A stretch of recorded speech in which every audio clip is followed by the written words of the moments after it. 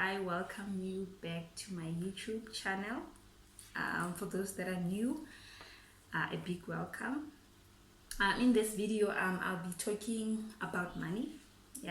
I decided to maybe upload a video every Friday where I talk about finance things. For those that do not know, I'm a financial planner, so I thought that I should do like your financial planning series type of thing. Before we get into the video, I have my notes here so that I don't go on and on, so that also my video doesn't become long and dragging and stuff, because it's easy to go on and on and on one point. Yes, so the scripture for the day before we start, it says, those who hope in the Lord will renew their strength. They will soar on high with wings like eagles. They will run and not grow weary. They will walk and not faint. Yes. So wait, whatever thing that you've been wanting, if you've been looking for a job or anything, just wait upon the Lord. Waiting will give you more strength. Okay. So now we are getting into the video. I'm having my cup of black coffee here. For those that do not know, I'm doing intermittent fasting, so it's not yet my eating time. So I normally drink up coffee, black coffee. Coffee is also good with suppressing the appetite. As I said, when I wake up, I'm not normally hungry. So let's get to the video. I don't want this video to be long. So this video is talking about I want to focus on having a good relationship with money and growing your wealth. Yes, I'm not yet wealthy, but I'm also on the path of growing my own wealth. So there's just a little bit of noise outside. I hope you guys can hear me. So as I said, I'm not wealthy myself, but I'm a financial planner by profession. So I thought that I should just teach people the things that I know, kind of like share my knowledge. And NB, just a disclaimer, I'm not giving financial advice. I'm not giving financial advice. If you want financial advice, you can contact your financial advisor, your financial planner, then they will give you a financial advice. I'm not currently giving financial advice. Yes, so let's talk about a sensitive topic in our homes mostly. Now I'm from a family where we never talk about money. Even if I try to help my parents, no, this is what I've learned, let me help, they would never open up. Like, that's just what it is, and I've accepted. And so I don't know whether they have a good relationship with money or not. So it's one of those things. So having a good relationship with money, I don't even know where to start. So there's this picture that says, it says it's like money says to you, if you take care of me today, I will take care of you tomorrow. So when we start working, we just want everything that we've always wanted, like literally everything. And you start buying even the things that you don't need, and we don't think about tomorrow. Unfortunately, in this life, if you don't think about tomorrow, it means you don't want, like, I don't know how to put it, but if you don't think about tomorrow, I don't know how do you live without thinking about tomorrow. Some people, they will say me and stuff, because I'm just kind of like cautious. I'd rather not have fun today and have fun tomorrow. That's just me. I get happy. It also depends on where we come from. If you are used to just spending, you are more likely to follow that trend. And I'm from a family that loved spending, but then we had to face a lot of consequences, like financial problems that would just arise out of the blue, and then they would have to borrow money and stuff. And I would see these trends, and stuff, and I decided for myself, this is not the life that I want to lead. So I decided for wait again, I want to have a good relationship with money. And what I know, like, it's something that you have to work on every day. It's like a relationship straight with someone, your parents or whoever. Relationship is something that you work on every day. Yes, you will make mistakes, but we get up and we move forward. We try to make changes. You cannot be perfect all the time, and when you are always on peak the finances, there's no way that it can be that way. So it's something that you need to work on every day, and that's what I do as well. I work on my relationship with money, my relationships with anything, food as well. Every single day there's a challenge, there's a test, there's temptation, you know. So I'm just giving you guys a few pointers. Pointer number one, I'm not gonna lie, one of the greatest things to spending your money wisely is drawing up a budget. I know people will say, oh, obviously it's probably like a budget, but I'm not going to lie. Like, that's what helped me know, oh, okay, this is where I'm spending too much on. This is where I'm spending too much. This is what I need to reduce. This is where I'm lacking, you know. Sometimes I draw a budget and you see, like, I don't even have savings on my budget. What's happening? A budget is like footprint. And when you see flames during the month, you are able to go back, okay, let me see what happened.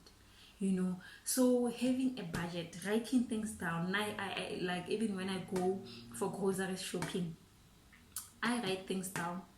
I would even Google for this is the average price, and this is how much I'm expected to pay this amount. So it's one of those things, like when you write it down, you're more intentional about it. Sometimes, yes, you go over budget, but I don't think you'd go like way over. So what I normally do, I would write out a budget, the expenses, and sometimes I overestimate it, so that in my mind, like, there's a possibility that this thing might cost me more, and I would write it down, and then I make sure I have an amount equal or just a little over what I budgeted for, so that I don't start spend over. And this habit is not something that's going to be, you're going to be immune to. Like, you need to apply, and it might take time for utwaili, so it's something that you have to work on each and every, especially people by you are drowning in expenses. People just take things lightly. They take things like when you start earning, you qualify for credit, you qualify for stuff, you start buying things, outside the life cover, you take up a lot of things. Then when you check a month end and you calculate the petrol and stuff, you realize, I think I'm drowning already. You're drowning. Okay, number two, be intentional about your spending. You need to prepare mentally. This is what I'm going to spend on this month. If it's not part of your plan, don't spend on it. Don't spend on something in a hurry. It was not part of your plan from the beginning. Be intentional. Think about it. Okay, this month, this is what I want to get. I want to spend this much on groceries. Last month I spending more. This month I am spending less, and I'm sticking to my budget. Have intention, because you can't just swipe money. Money doesn't grow on trees. That's one thing that we need to realize. If on such a lady, it doesn't necessarily come back to you. It does not come back most of the time. So we need to be intentional. And then if you don't need it now, point number three, if you don't need it now, have some alternatives. Do not use credit. If you don't need it now and you have other alternatives, don't use credit. So sometimes there are things that we don't need. Like you buy something that you don't need because when you want to buy, you don't need it. Or maybe you might be able to afford it later. Or how about we plan that thing? Rather plan for it than prematurely spend on it while you don't even need it. Imagine I'm buying something that I won't even use, or maybe I'm going to use it in 6 months time, but now I swiped my credit card for that thing, and there are interest there. It's being a cost to me more than being an asset to me. So if you don't need it now, you don't have to spend on it now. And these specials, guys, these specials, they are temptations. If you didn't plan for something, if you planned for, okay, I'm buying a phone this month and there's a special year phone, you see, you planned. But now there's a special year phone, you didn't plan for the phone, you want to take charter petrol, you fix that credit card. That's where it starts being a big snowball, you know.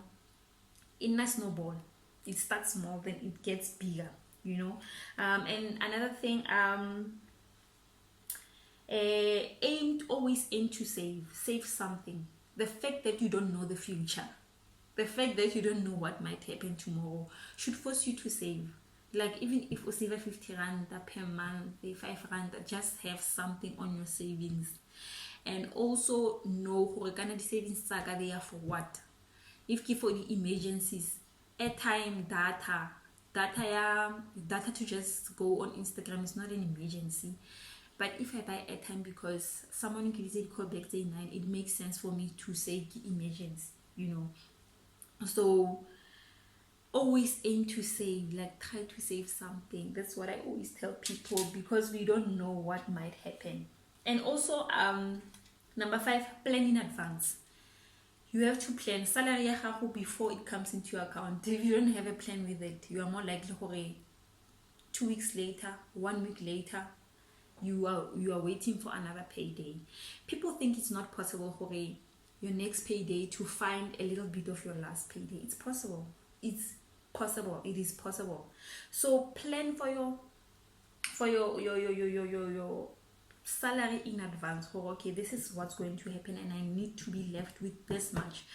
Try by all means to stick to it. It's difficult, but at least I'll try it. You know, when you try, you will see the results. For okay, this month at least I was left with 500. I would have left in 1,000, but I'm left with 500. You know, you are trying. At least I'm trying to make it snappy, because I don't want this video to go on and on and on. Yeah, so if you don't plan for something, if you didn't plan to buy something, don't buy it, you know, because of the specials, because of those things, because it's these little things, end up really in a financial crisis. You know, you need help, you need debt reviews and all of those things. And when you check where it started with clothes, it started with buying lunch by credit card, you know. Point number 6, I hope I didn't skip anything. Qualifying for credit doesn't mean you must take it up. It does not mean you must take it up. As well, qualify for credit, you must take it up. It's not a must for you to take it up. Sometimes you don't need it, you know. I'll also make a separate video on how to build your credit score. Yeah, how to build a good credit score without being indebted, like without carrying a bigger load. You don't have to carry a bigger load to have a good credit score and be in a home, you know, and stuff. So for this one, qualifying for credit doesn't mean you must take it up. I'll give you guys a scripture, Proverbs chapter 22 verse 7. I'd open it, but I don't have time. Please go through that scripture, Proverbs chapter 22 verse 7. I think it says, when you are you become a slave to a lender when you take up credit. I think that's how I interpret it. Imagine now, for example, I don't like credit myself, and I saw how like it helped me so much, because I would be in an abusive work environment and I'd still be able to resign because I cannot go out. You know, you have power. You have power over your employer when you don't have deload. When you don't depend fully on your employer, you have power over him. But once you can't leave your job because only the bills, only credit. Actually, the bills I understand when you prolong not resigning because you have bills. But imagine prolonging work and it's mentally draining you because when now you have debts, you know. So I think you guys, I hope you guys get my point. So yeah, number 7, educate yourself on financial products, guys.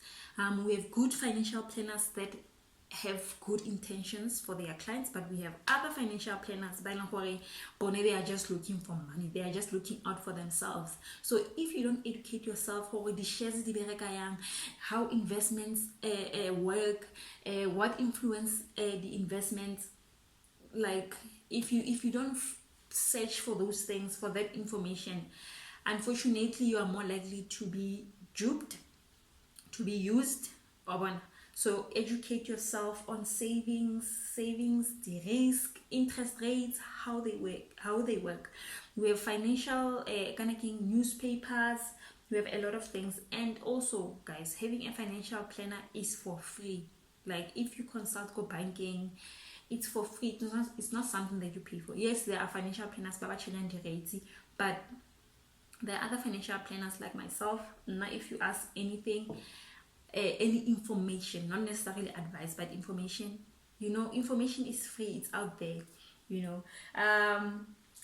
Number 8, have investments and avoid shortcuts to make more money. Have long-term investments. They grow in long term. Like investment is quicker, like losing money is that quicker. So if you want quick fixes, unfortunately you are going to drown. You are definitely going to drown. And I'll leave a scripture for you, Proverbs 21 verse 5, as well as Proverbs 13 verse 11. They will tell you about the quick fixes. They only give you a quick solution, and then after giving you a quick solution, they quickly leave you like as if there was no solution from the beginning.